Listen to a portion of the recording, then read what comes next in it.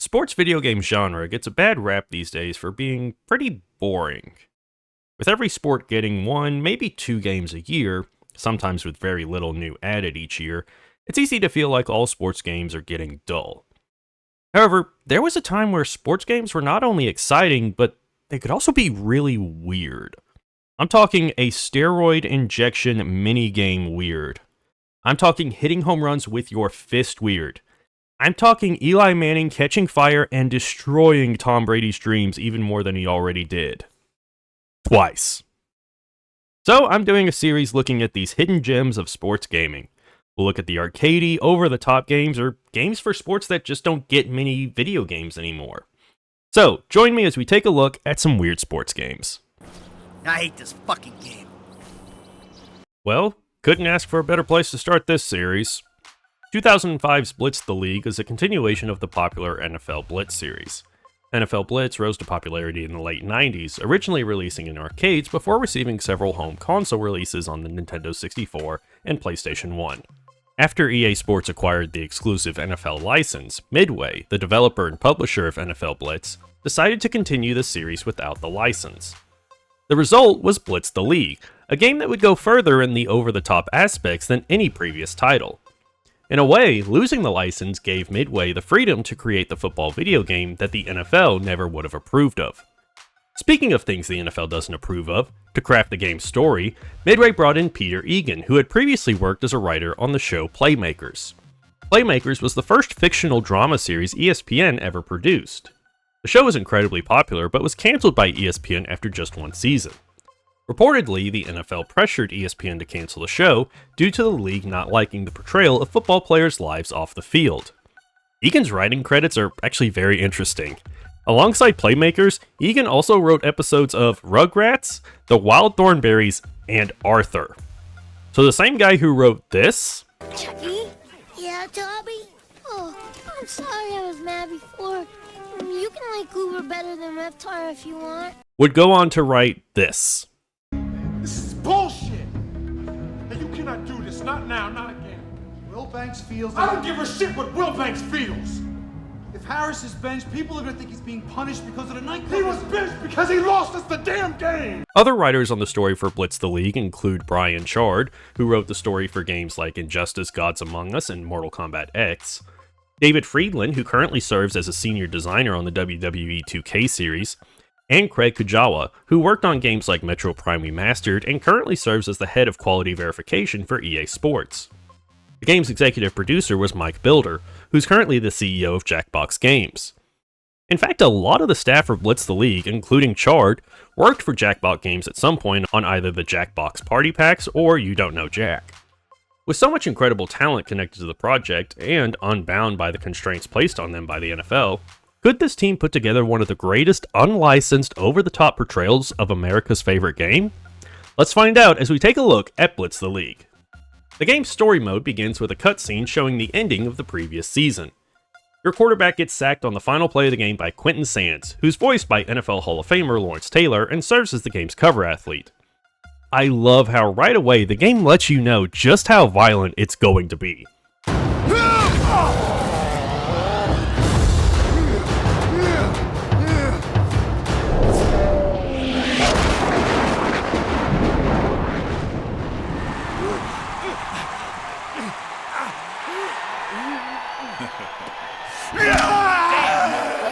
How you gonna hold your purse now? The loss leads to your team being relegated to Division 3. We cut to the team owner, Lyman Strang, voiced by Ron Ferraro, talking to the mayor, played by Lynn Magnavite, about how fed up he is with his losing team. That's it. I'm sick of being embarrassed. I'm cleaning house. New general manager, new coaching staff, new roster.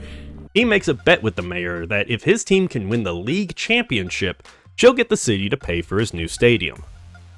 If I win the league championship, you have to back the bond issue that'll pay for this new stadium. A bond issue that will no doubt screw the local taxpayer while lining your pocket. Yours too, Madam Mayor. I'm pretty sure a similar wager led to the Rams leaving St. Louis. After this, you get to create your new team. You get to set everything from the team name and location, logo, colors, jerseys, and more. You even get to pick a couple of players, a rookie for the offense and a veteran for the defense. No matter which one you pick though, they'll just be referred to as the rookie and the vet. That's even how they're listed on IMDb. Once you create your team, you're taken to the campaign menu. Here you're shown what division you're in and how many games you need to win to get a shot to advance to the next division. You can also check out and customize every player on your team. The most important part is the training menu. Here you can assign different attributes to your players to develop.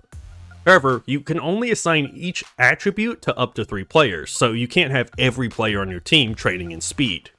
You can also spend money to juice players with different supplements. Some of the supplements are allowed, while others you run the risk of being fined by the league if you're discovered. Each supplement has different benefits, and some have some drawbacks as well. You can also spend money to upgrade your training facilities, causing players to progress with the associated attribute faster. Now, how does Blitz the League feel once we actually hop into a game?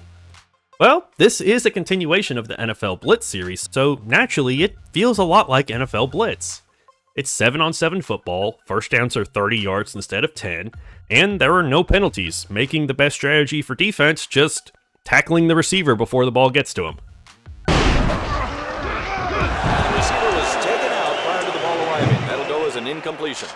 The major addition to Blitz the League is the new Clash system. This system allows you to use the left trigger to perform highlight moves on the field. The quarterback can use it to avoid sacks, running backs can use it to fake out defenders, and receivers can use it to help make spectacular catches. Each time you use the Clash system successfully, you earn a Clash point. When you earn 6 Clash points, you get to unleash your Clash meter. These are enhanced versions of the other Clash plays. For example, with a quarterback, you not only are able to avoid sacks, but the throw you make after avoiding the sack cannot be intercepted. Running backs and receivers also receive a couple seconds of invincibility after making a big play. You can also use the Clash system on defense to land big hits. These hits increase the chance of fumbles and injuries, as well as giving you a Clash point. Injuries in this game are brutal, as we get to see internally what's happening to the player, whether it's broken fingers, torn ligaments, or even concussions. When a player gets injured, you have the choice to either treat the injury, which would mean they are out for several games, or juice them up with some painkillers to get them right back on the field as soon as possible. Gee, I wonder why the NFL didn't want to license the game in the mid-2000s. Yeah, it's pretty clear that while losing the NFL license sucked, it did free up Midway to do whatever they wanted with this game. They were able to make it so over the top, violent, adult. Yeah, how novel is that? A sports game with adults as the target demographic. So much so that it was the first American football video game to get an M rating, with the only other being the game's sequel. I know a lot of adults have and still do play sports games like Madden and NBA 2K, but these games are played by just as many, if not more, children. Even when these games do try to innovate with a story mode like Long Shot, Face of the Franchise, or My Career, we know those stories aren't going to contain anything that controversial or interesting. For the most part.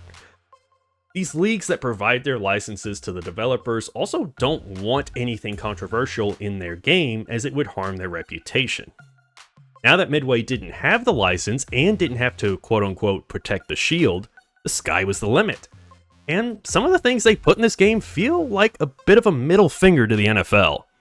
A lot of the touchdown celebrations in the game are ones that the NFL had punished players for doing in real life, like Terrell Owens' cell phone celebration, Randy Moss mooning the crowd, and even a player peeing like a dog in the end zone, which Odell Beckham Jr. would eventually be fined for doing almost 10 years later. There are also moments in the story that definitely would not have been allowed by the NFL. For example, there's an opportunity that pops up about once a year where you can pay money to send a group of, what do I have to call them so YouTube doesn't ban me? Escorts over to your opponent's hotel the night before a game, which causes all players on their team to have minus 10 stamina in the next game. I wish there were more situations like this, because this is the only one like this that pops up, so it gets a little repetitive. However, I do love that something like this is in the game. If I had to pick one thing I dislike about the story, is that it could be a little bit more coherent. After the opening cutscene, most of the other cutscenes are just kind of random interactions between the players, like the vet being in a commercial, hooking up with the mayor, or the rookie trying to go out with one of the cheerleaders. It's Jackie. Nice to meet you properly, Jackie. What say I buy you a proper dinner tonight? Sorry, I don't date players. I tried it once, and it was a disaster. That's because the player wasn't me. Come on, baby. Give a man a chance. Well, cheerleaders aren't allowed to date team members. I could lose my job. For real? For real. I'm gonna call my agent. Demand a trade. There are some cutscenes that try to tell some kind of story, especially later on, like the owner forcing the coach to sign a player he doesn't like. He's a dirty player, and everyone on this team hates his guts. I don't give a shit if he's the biggest asshole in the universe. He's our asshole now. By the way, a bit hypocritical to call Bruno a dirty player when I've been beating the crap out of everyone I play for the last 2 hours. We then get a few cutscenes of Bruno causing some issues in the locker room, like stealing the cheerleader from the rookie and getting into arguments with the vet.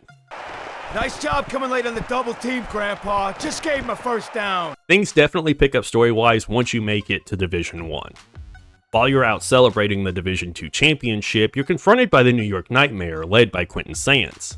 A bar fight breaks out, and in the following cutscene, the owner tries to get the mayor to let the team out of jail. You can't let my team rot in jail. Can't I? Your team is a menace to my city. Menace? It was a bar fight. It was a little pre-game scrimmage. It was established earlier that the veteran had some severe money issues, even having his car repossessed in an earlier cutscene. However, the mayor and the vet started a relationship that helped the vet get away from his issues. But after seeing him dancing with other girls in the nightclub before the fight, the mayor decides to leave him in jail to rot, forcing him to miss the first game in Division 1. Speaking of Division 1, let's talk about the worst part of the game. The fact that it cheats so bad, I swear Bill Belichick had a hand in its development. Once you make it to the higher divisions, the rubber band effect kicks in hard. You'll fumble every time you have the ball. Wide open passes will somehow turn into interceptions. Defenders will just bounce off ball carriers. It's so bad that it renders the game almost unplayable at times. I understand that this is here so that the game doesn't get too easy, but damn is it frustrating and made the final hours of the campaign very painful to get through. Thankfully, if you get too frustrated, you can quit out of a game and load back into it. I noticed that when I did this, the rubber band effect seemed less potent. It could just be me, but this became my strategy throughout Division 1. As the season plays out, you end up facing the Nightmare again, this time on the road. The rookie, who was originally thought to be out for the season after that dirty hit in the season opener, comes in before the game to tell you the doctor has cleared him to play. Eventually, you'll have to face the Nightmare a third time, this time in the league championship game. For the game, the veteran, no longer to use the mayor to get away from his problems, has to face his bookies. Where's my money? I'll get it to you. All of it, right after championship game. Before the game, or you won't live to play in it. The vet ends up getting the money by selling your team's playbook to Quentin Sands. Hey, we gonna do this or what?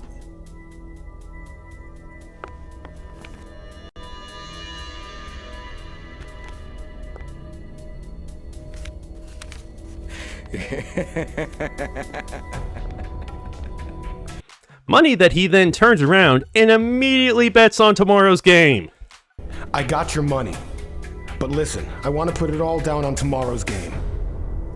Yeah, it's a sure thing. This feels like the perfect time to let you know that these awful financial decisions are sponsored by DraftKings. Use code DEGENERATE to get your legs broken by an angry Italian guy with a baseball bat. During the championship game, though, things don't go as easily for the Nightmare as they would expect. Sands comments multiple times that the plays aren't going how they thought they would. You double-crossing motherfucker! 23 yards to go. I want to kill you! Yeah, turns out the vet sold Sands a fake playbook. Honestly, very smart move. Once you win the title, your team celebrates in the locker room together. The vet declares he's coming back to repeat, the rook and the cheerleader get back together, and the owner even gets his new stadium approved. So, that was Blitz the League, and 2 decades after its release, I'm genuinely surprised we haven't seen more games like this. With how much attention the licensed simulation sports games get, I believe there's a market for games like this. Games with fun but simplified arcade gameplay and a more adult storyline. While the major simulation titles have tried to tell stories in their games, they often fall flat and avoid doing anything controversial. This game had illegal gambling, juicing players with painkillers, and shady backroom deals about funding stadiums with taxpayer money. Blitz the League is not a perfect game. But in a sea of generic, by-the-numbers, whatever will please the shareholders instead of the customer sports games, it dared to push the envelope and be a weird sports game. I'm Brandon Satterwhite with SGO. Thank you for watching.